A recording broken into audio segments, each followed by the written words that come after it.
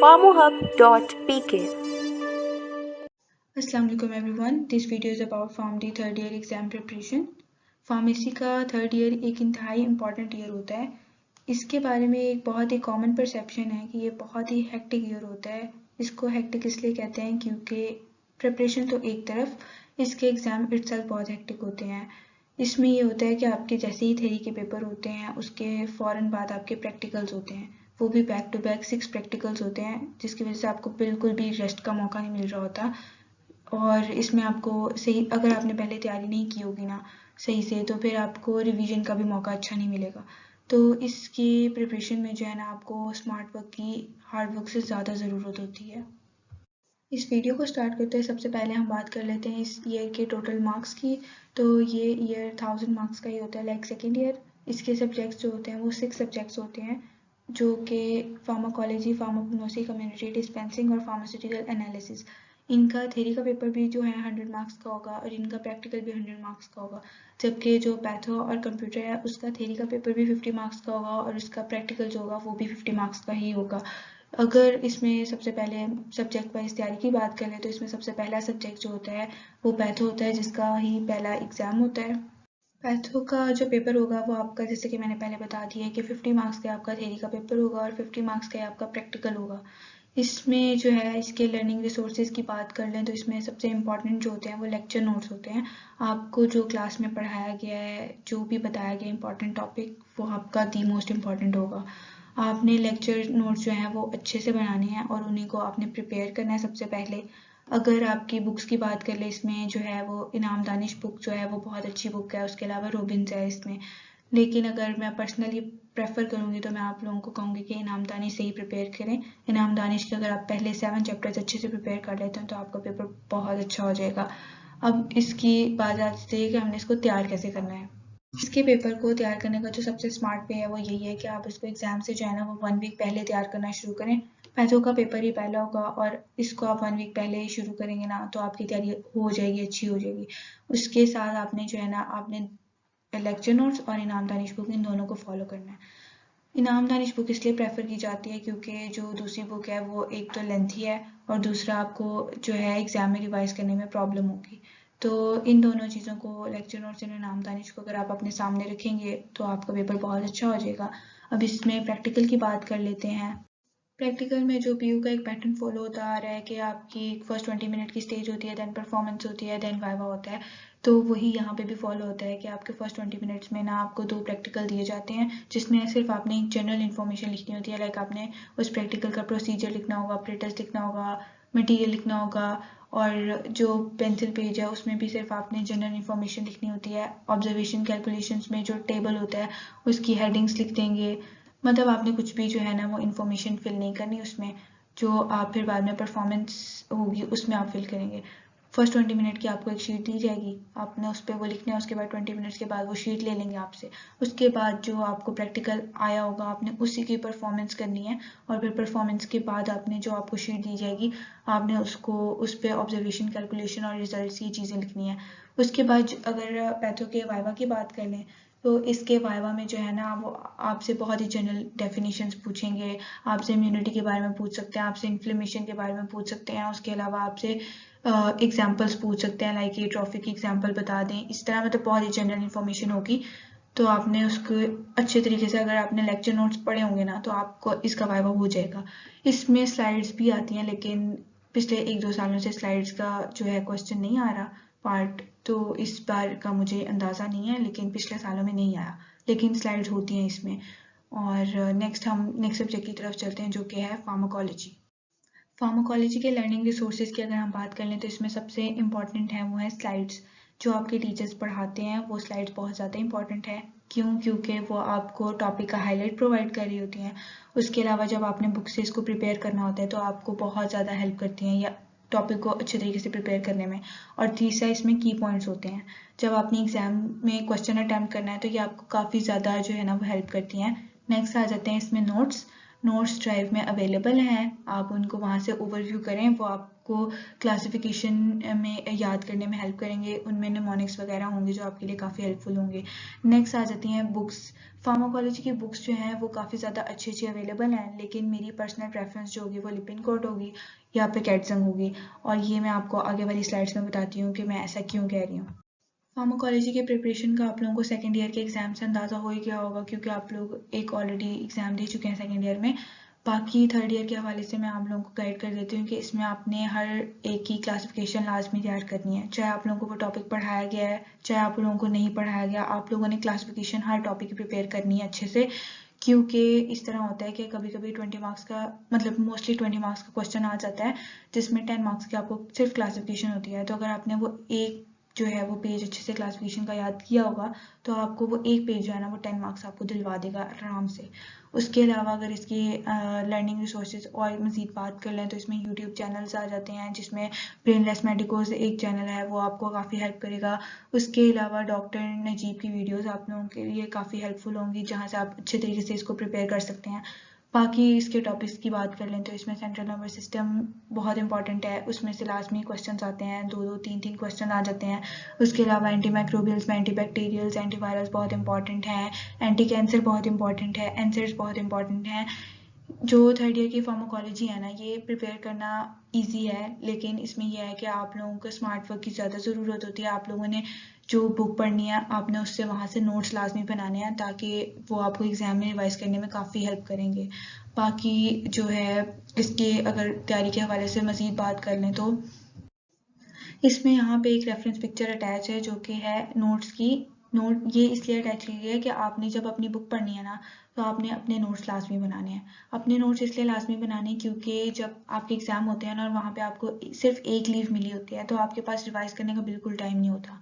और चाहे आपने फिर लिपिन से पढ़ा हो चाहे आपने कैटजिंग से पढ़ा हो, लेकिन अगर आपने नोट्स नहीं ना बनाया अपने तो आपकी रिवीजन अच्छी तो क्या आपकी रिवीजन कंप्लीट ही नहीं होती।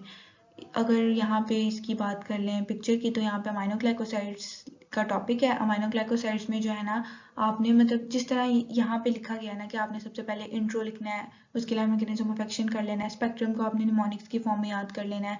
उसके अलावा अगर फार्माकोकाइनेटिक्स की बात कर लें तो उसमें भी आपने सिर्फ जो की पॉइंट्स है वो लिख लेने हैं, ताकि आप बस उनको एग्जाम में फ़ौरन से रिवाइज कर सकें अच्छे तरीके से।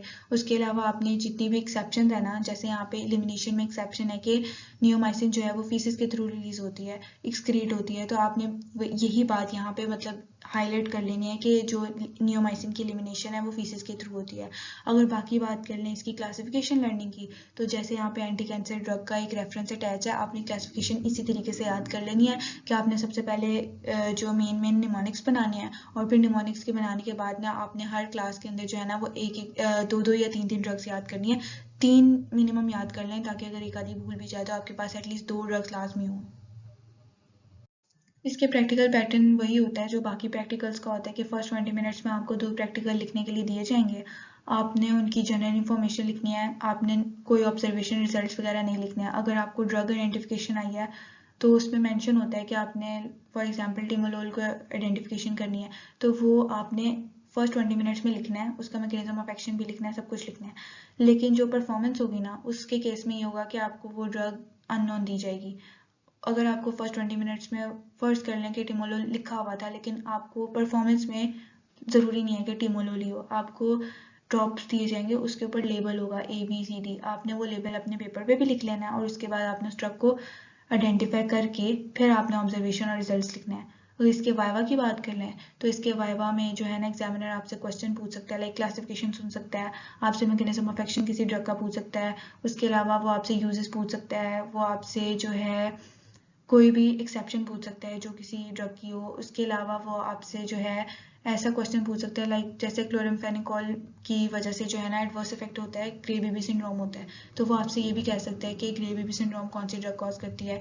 तो आपको इतना मतलब एक्सेप्शन वगैरह के बारे में आइडिया होना चाहिए। नेक्स्ट सब्जेक्ट है हमारे पास फार्माकोग्नोसी, और थर्ड पेपर भी फार्माकोग्नोसी का ही होता है। अगर फार्माकोग्नोसी के बारे में बात कर लेना तो जो आप लोगों ने सेकेंड ईयर में इसका एग्जाम दिया होगा, लेकिन जो सेकेंड ईयर की कोग्नोसी है और थर्ड ईयर की कोग्नोसी है ना उन दोनों में बहुत ज़्यादा डिफरेंस है। सबसे पहले इसके लर्निंग रिसोर्सेज की बात कर लें तो इसमें नोट्स जो है ना वो मुनीम नोट्स अवेलेबल हैं, ड्राइव में होंगे, आप वहाँ से उनको पढ़ें। नोट्स इसके इसलिए मैं प्रेफर करूँ क्योंकि जो मुनीम नोट्स है ना इसमें सब चीज़ें हैं। इसमें आपको ईच एंड एवरी ड्रग का स्ट्रक्चर, उनके बोटेनिकल रीजन, कॉन्स्टिट्यूएंट्स, यूजेस सब बहुत अच्छा है, पेपर के हवाले से बहुत अच्छे नोट्स हैं। उसके अलावा स्लाइड्स जो हैं वो उनको एटलीस्ट एक बार ज़रूर पढ़ना चाहिए, क्योंकि समटाइम्स ऐसा होता है कि स्लाइड्स में टीचर ने कोई टॉपिक ऐसा ऐड किया होता है, टॉपिक के ही अंदर कोई ऐसा पार्ट ऐड किया होता है जो के नोट्स में या फिर मे बी आप जहाँ से पढ़ रहे हो वहाँ पे अवेलेबल ना हो, लेकिन समटाइम्स टीचर उसी स्लाइड का क्वेश्चन बना के दे देते हैं। तो स्लाइड्स को एक बार लास्ट में रिव्यू करना चाहिए ताकि उसमें कोई ऐसी चीज़ मिस ना हो जाए जो कि आपने नोट्स वगैरह में ना पढ़ी और वो पेपर में आ जाए। उसके अलावा बुक्स भी इसमें आप ले सकते हैं एज अ हेल्प के तौर पे, ट्रीज एंड अमांस है या फिर टाइलर है। फार्माकोग्नोसी की प्रिपरेशन के हवाले से बात करें तो इसमें सबसे इंपॉर्टेंट टॉपिक्स जो है ना वो जो मैंने लेफ्ट साइड पे लिखे हैं ना, ये सारे टॉपिक्स बहुत इंपॉर्टेंट है, जिसमें alkaloids, glycosides, steroids, lipids, volatile oil, resins, oleoresins, tannins, ये सारे टॉपिक्स बहुत इंपॉर्टेंट है। इसमें से लाजमी क्वेश्चन आता है। उसके अलावा जो न्यूट्रास्यूटिकल्स एंड कॉस्मेस्यूटिकल्स है इसमें से भी क्वेश्चन आ जाता है, क्रोमेटोग्राफी में से भी कभी कभी क्वेश्चन आ जाता है। तो इन सारे टॉपिक्स को जो आप लोगों को क्लास में पढ़ाए गए ना उनके अकॉर्डिंग प्रेफरेंस दें और उसके अकॉर्डिंग प्रिपरेशन करें इसकी। नेक्स्ट मैं आपको बताती हूँ इसको तैयार कैसे करना है। फार्माकोग्नोसी को तैयार करने का दी बेस्ट मेथड यही है कि आपने पूरे चैप्टर को जो है ना एक पेज पे समराइज कर लेना है। ये अल्कलॉइड्स की पिक्चर है, यहाँ पे सबसे पहले आपने कॉलम बनाना है, उसमें आपने क्लास लिखनी है, उसके बाद उसके आगे ड्रग्स लिखने हैं, उस क्लास में कितने ड्रग्स प्रेजेंट हैं, उसके बाद उनके बोटेनिकल रीजन लिखने हैं, फैमिली लिखनी है, पार्ट यूज लिखने हैं, हैबिट लिखना है, कॉन्स्टिट्यूएंट लिखने हैं, यूजेस लिखने हैं। अब ज़रूरी नहीं है कॉन्स्टिट्यूएंट आप सारे याद करें, आप 4 to 5 कॉन्स्टिट्यूएंट याद कर लेंगे तो आपको 3 याद रहेंगे, लेकिन आप एटलीस्ट 5 याद करें। उसके अलावा यूजेस की बात कर लें तो आपने मेजर यूजेस लास्ट में याद रखने हैं। तो इस तरीके से आपकी जो है ना फार्माकोग्नोसी अच्छे तरीके से प्रिपेयर भी हो जाएगी और रिवाइज करने में भी बहुत आसानी होगी। उसके अलावा जो स्ट्रक्चर्स की बात कर लें ना, तो बहुत से बच्चे स्ट्रक्चर्स को ना चॉइस पे छोड़ देते हैं, लेकिन नहीं छोड़ने चाहिए। क्योंकि इससे समटाइम्स ऐसा होता है कि आपको 20 मार्क्स का क्वेश्चन ही स्ट्रक्चर्स पे आ जाता है। तो एक तो आपका टाइम बचाएंगे पेपर में अगर आपको अच्छे तरीके से आते हैं। दूसरा, इस तरीके से क्वेश्चन आता है मोस्टली कि आपने स्ट्रक्चर लिखने हैं और साथ आप स्ट्रक्चर ड्रॉ करने हैं और साथ आपने ना थेरेप्यूटिक यूजेस आ जाते हैं, 2 या 3 आपने थेरेप्यूटिक यूजेस मेंशन करने होते हैं। तो इस तरह आपका क्वेश्चन बहुत अच्छा अटैम्प्ट हो जाता है अगर आपने स्ट्रक्चर साथ साथ प्रिपेयर किए होंगे। और स्ट्रक्चर्स इतने मुश्किल नहीं है अगर आपने उनको टाइमली सही तरीके से याद किया हो तो। इसको तैयार करने का ना एक तरीका ये भी है कि ना आपने पर डे जो है ना वो 1 या 2 ड्रग्स लाजमी आपने तैयार कर लेनी है, साथ साथ आप कोई भी दूसरा सब्जेक्ट पढ़ लें और उसके साथ आपने डेली की रूटीन बनानी है कि आपने 1 या 2 ड्रग्स जो है ना वो लाजमी तैयार करनी है। इससे ये हुआ कि ना आपने जो फार्माकोग्नोसी को इकट्ठे इतना सारा टाइम देना था ना वो आपका डिस्ट्रीब्यूट हो जाएगा पर डे के हिसाब से, और आपको बाकी सब्जेक्ट्स को अच्छे से तैयार करने का भी एक मार्जिन मिल जाएगा। इसके अलावा आपने जो भी समरी बनानी है ना पेज पे, वो भी आपकी डेली की डेली बनती जाएगी और आपके स्ट्रक्चर्स भी बहुत अच्छे प्रिपेयर हो जाएंगे। अगर आप इसको एकदम इकट्ठे तैयार करने की कोशिश करेंगे भी ना तो वो नहीं होगी, ड्रग्स मिक्स होंगी और 2 या 3 दिन बाद सारी भूल जाएंगी। तो पर डे के लिहाज से ये होगा कि आपको वो अच्छे तरीके से प्रिपेयर हो जाएंगी। इसके अलावा अगर इसके प्रैक्टिकल की बात कर लेना तो इसका पैटर्न वही है जो बाकी सारे प्रैक्टिकल्स का था कि फर्स्ट 20 मिनट्स में आपको एक शीट देंगे, उस पर आपने 2 प्रैक्टिकल लिखने हैं, उसके बाद नेक्स्ट वो शीट लेने के बाद आपको वो दूसरी शीट दे देंगे, उस पर आपने जो भी परफॉर्मेंस में आया होगा आपको प्रैक्टिकल, जैसे कि क्रोमेटोग्राम आ सकता है बनाने के लिए, उसके अलावा आपको आइडेंटिफिकेशन आ सकती है अल्कलॉइड्स, ग्लाइकोसाइड्स वगैरह की, आपने वो परफॉर्म करके उनकी ऑब्जर्वेशन और रिजल्ट्स वगैरह आपने उस पेज पे लिख देने हैं। नेक्स्ट वाइवा की बारी आ जाती है। वाइवा में जो है ना वो एग्जामिनर आपसे क्वेश्चन कर सकता है, जैसे कि वो आपसे कोई भी ड्रग के ना उर्दू के नेम पूछ सकता है, जैसे ओपियम है तो उसका उर्दू में नाम होता है फीम होता है, उसके अलावा कैनबिस है तो उसको चर्स कहते हैं, भंग कहते हैं। उसके अलावा जो है ना आप से वो किचन की ड्रग्स पूछ सकता है, जैसे सौंफ है, फेनल कहते हैं। तो इस तरह मतलब आपको ना ये बेसिक उर्दू नेम्स आने चाहिए, ख़ास तौर पे उन चीज़ों के जो हमने बचपन से सुनते आए हैं। उसके अलावा आपको किचन की सारी ड्रग्स का पता होना चाहिए, जैसे इसमें कार्डिमम है, उसके अलावा फेनल है, इनके यूजेस के बारे में, कॉमन यूजेस जो है मोस्टली उनके बारे में पता होना चाहिए। इस तरह के वो क्वेश्चन ना पूछ लेते हैं। उसके अलावा वो भंग के बनाने का तरीका भी पूछ लेते हैं। उसके अलावा एलोवेरा में कौन सा पार्ट जो है वो ड्रग में यूज़ होता है, कॉस्मेटिक्स में यूज़ होता है, इस तरह के ना जनरल क्वेश्चन पूछते हैं। और फार्माकोग्नोसी की डेफिनेशन भी लास्ट में पूछते हैं, वो अच्छे तरीके से सही तरीके से प्रिपेयर होनी चाहिए, क्रूड ड्रग की आनी चाहिए, इस तरह की मतलब बेसिक डेफिनेशन भी पूछ लेते हैं। और बाकी कॉपी जो आपने बनाई हुई है वही होती है। नेक्स्ट सब्जेक्ट है फार्मेसी प्रैक्टिस। फार्मेसी प्रैक्टिस का जो पेपर होता है ना वो 2 पोर्शंस में आता है, एक कम्युनिटी का पोर्शन होगा और एक डिस्पेंसिंग का पोर्शन होगा। जो कम्युनिटी का पोर्शन होगा आपने उससे 2 क्वेश्चन अटैम्प्ट करने हैं और इसी तरह डिस्पेंसिंग के पोर्शन से भी आपने 2 क्वेश्चन ही अटैम्प्ट करने हैं। अगर लर्निंग रिसोर्सेज के हवाले से बात कर लें तो कम्युनिटी आपने जो आपके टीचर स्लाइड्स देंगे आपने उन्हीं से प्रिपेयर करनी है। कम्युनिटी की ऐसा कोई बुक नहीं है जिसको आप फॉलो कर सकें, तो इसलिए आपने उसको स्लाइड से अच्छे तरीके से प्रिपेयर करना है। इसके अलावा ड्राइव में नोट्स भी अवेलेबल हैं जो कि स्लाइड्स ही बने हुए हैं, तो आप उनको फॉलो कर सकते हैं। उसके अलावा डिस्पेंसिंग की बात कर लें तो डिस्पेंसिंग जो है वो आपने ड्राइव में नोट्स अवेलेबल हैं, हमजा नोट्स जो हैं वो अपडेटेड नोट्स हैं, आप वो फॉलो कर सकते हैं। शहरियार नोट्स भी अवेलेबल हैं लेकिन आप उनकी निस्बत हमजा नोट्स को प्रेफर करें क्योंकि शहरियार वाले आउटडेटेड हो चुके हैं।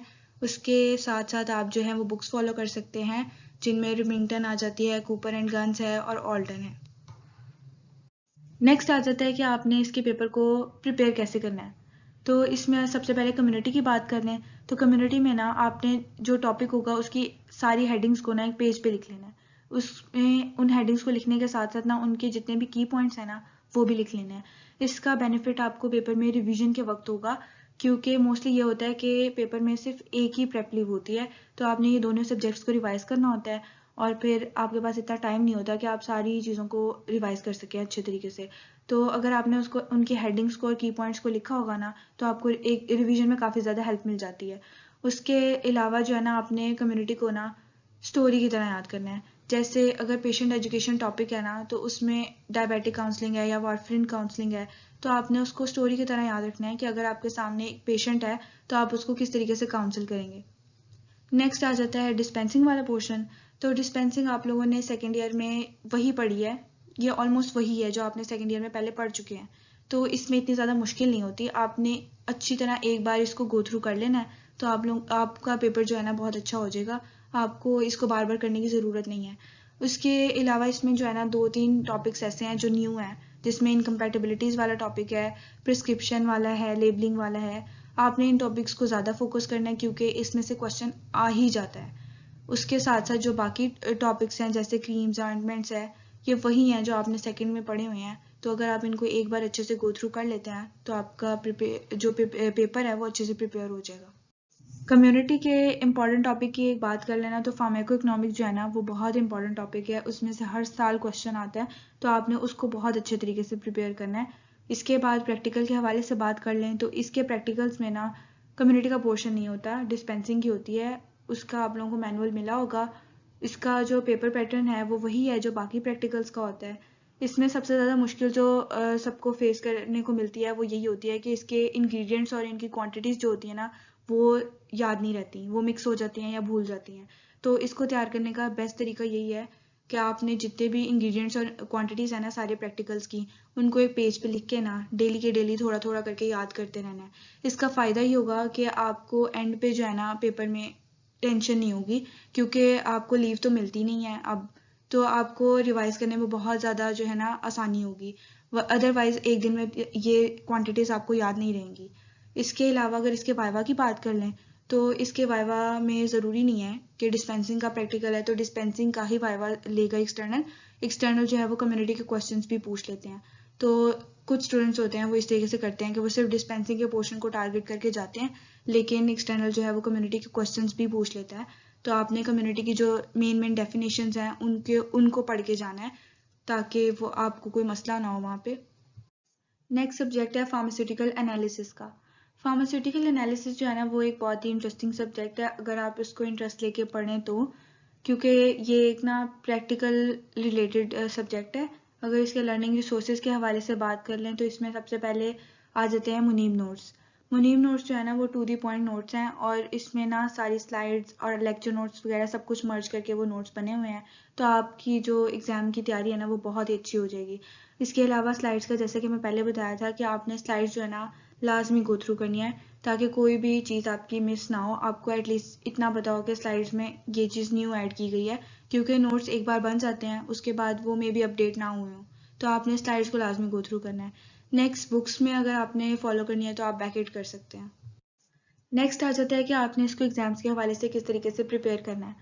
तो एग्ज़ाम्स के हवाले से आपने ना स्पेक्ट्रोस्कोपी मेथड्स और क्रोमेटोग्राफिक मेथड्स सबसे पहले तैयार कर लेने हैं। ये 2 चैप्टर्स ऐसे चैप्टर्स हैं कि आपका 80% पेपर जो होता है ना वो इन 2 चैप्टर्स में से आता है। तो आपने सबसे पहले इन दोनों चैप्टर्स को बहुत अच्छे तरीके से प्रिपेयर कर लेना है। नेक्स्ट अगर प्रेफरेंस वाइज बात करें तो आपने इलेक्ट्रोकेमिकल मेथड और टाइट्रीमेट्रिक एनालिसिस जो है ना इन दोनों चैप्टर्स को पढ़ना है। उसके बाद थर्मल एनालिसिस और इंट्रोडक्शन में जो है ना वैलिडेशन स्टेप्स वगैरह हैं वो आपने कर लेने हैं। नेक्स्ट ये जो चैप्टर्स है इनऑर्गेनिक कंपाउंड्स वाला वो मोस्टली नहीं करवाया जाता, तो आप उसको छोड़ सकते हैं। बाकी आपने अच्छे तरीके से प्रिपेयर कर लेना है और ख़ास तौर पे स्पेक्ट्रोस्कोपी मेथड्स और क्रोमेटोग्राफिक मेथड्स इन 2 चैप्टर्स को आपने बहुत अच्छे तरीके से प्रिपेयर करना है। नेक्स्ट आ जाता है इसका प्रैक्टिकल। इसके प्रैक्टिकल के पैटर्न के हवाले से बात कर लें तो पैटर्न वही है जो बाकी सारे प्रैक्टिकल्स का था, इसमें ऐसा न्यू कुछ नहीं है। परफॉर्मेंस के हवाले से बात कर लें तो परफॉर्मेंस में आपको वो सैम्पल देंगे, आपने परसेंटेज प्योरिटी वगैरह का प्रैक्टिकल परफॉर्म करना है और अपनी ऑब्जर्वेशन कैलकुलेशंस वगैरह शीट पे लिख लेनी है। इसके अलावा वाइवा के बारे में बात कर लें तो वाइवा में जो है ना आपने वाइवा क्वेश्चन जो है ना वो मैनुअल के एंड पे गिवन है, आपने वो पढ़ लेने हैं। इसके अलावा आपने स्पेक्ट्रोस्कोपिक मेथड्स की डेफिनेशन, क्रोमेटोग्राफिक मेथड्स की डेफिनेशन और इंट्रोडक्शन में कुछ डेफिनेशन लिखी हैं, आपने वो पढ़ लेनी है अच्छे तरीके से। इसमें सच मुश्किल कुछ भी नहीं है, इंशाल्लाह अच्छा हो जाएगा। नेक्स्ट और लास्ट सब्जेक्ट है वो है कंप्यूटर। कंप्यूटर का जो है ना पेपर तैयार करना वो बहुत आसान है। आपने जो है ना इसको पेपर से एक दिन पहले जो आपको प्रेप लीव मिलेगी ना उसमें प्रिपेयर करना है, क्योंकि जो वेकेशंस होती है ना उसमें आप बाकी सब्जेक्ट से प्रिपेयर कर लें वही बहुत बड़ी बात होती है। तो इसको आप जो है वो पेपर के लिए छोड़ सकते हैं। इसमें आपने ये करना है कि आपने जो है ना मुनीम नोट्स फॉलो करने हैं। अगर मुनीम नोट्स से नहीं पढ़ना चाहते, वो थोड़े से लेंथी हैं, तो आप सर जवाद जो हैं वो भी नोट शेयर करते हैं, आप वहाँ से भी पढ़ सकते हैं। इसके अलावा सर जवाद की स्लाइड्स होंगी, वो वर्ड पे एक्सेल वगैरह पे स्लाइड्स बनी होती हैं, उससे एमसीक्यूज वगैरह आ जाते हैं। वो आपको थ्योरी के पेपर में भी हेल्प करेंगे और प्रैक्टिकल के पेपर में भी हेल्प करेंगे। इसके प्रैक्टिकल के हवाले से बात कर लें तो इसके प्रैक्टिकल का जो पैटर्न होता है ना वो बाकी प्रैक्टिकल्स की निस्बत डिफरेंट होता है। इसमें सबसे पहले आपको फर्स्ट 20 मिनट्स में ना एमसीक्यूज शीट मिलेगी, आपने एमसीक्यूज अटैम्प्ट करने हैं और उसके बाद आपसे वो शीट ले ली जाएगी। देन आ जाती है परफॉर्मेंस। आपकी जो परफॉर्मेंस है वो प्रैक्टिकल लैब के अंदर ही होगी। आपको इस तरह की एक शीट दे दी जाएगी और उस पर आपका क्वेश्चन लिखा होगा। लेट्स सपोज आपको सीवी मेकिंग आता है, तो आपने वर्ड पे जो है वो सीवी अपना बनाना है। सर आपको जज कर लेंगे राउंड लेते वक्त कि आपको कितना आता है कितना नहीं आता, उसके अकॉर्डिंग आपको ग्रेड मिल जाएगा एक। दैन अगर इसके वाइवा की बात कर लें तो इसका वाइवा भी इजी ही होता है। आपको जो स्लाइड्स मिली हैं आपने उसको अच्छे से पढ़ लेना है और उसके अलावा जो आपके क्वेश्चंस होंगे उनमें ही जो है वो वाइवा के क्वेश्चंस होंगे वो आपसे पूछ लेंगे। बस इसका प्रैक्टिकल बहुत ईजी होता है, आसान होता है, हो जाएगा। Moving towards the end of the video I want to say कि थर्ड ईयर लेंथी ज़रूर है, लेकिन अगर आप स्मार्टली डील करेंगे तो आपके एग्ज़ाम इंशाल्लाह बहुत अच्छे हो जाएंगे। आपने स्ट्रेस मैनेजमेंट सीखनी है, आपने पैनिक बिल्कुल नहीं करना। इसके अलावा आपने पास पेपर्स को लाजमी देखना है, इसमें इंपॉर्टेंट क्वेश्चंस आपको पता चलेंगे। उसके अलावा आपको एमसीक्यूज़ के बारे में पता चल जाएगा।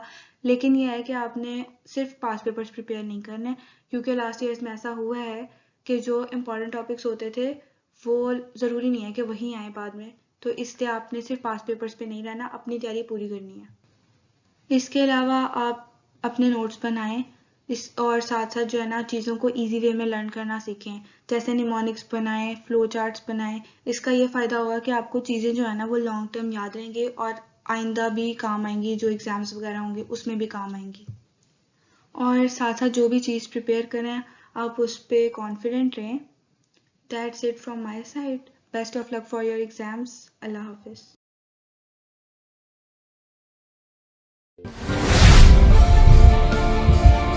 For any queries, join us on our social media sites.